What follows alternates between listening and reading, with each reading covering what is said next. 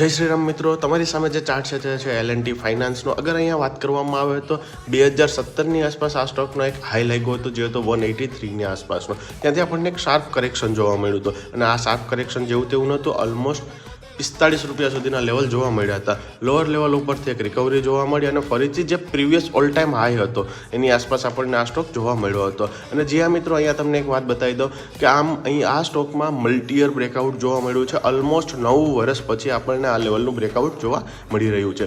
અને recent price એક્શનમાં જોઉં ને તો પ્રીવિયસ જે ઓલ ટાઈમ હાઈથી રિજેક્શન આવ્યું હતું, જ્યાંથી ફરીથી નાના એવા પુલબેક સાથે ફરી બ્રેકઆઉટ જોવા મળી રહ્યું છે.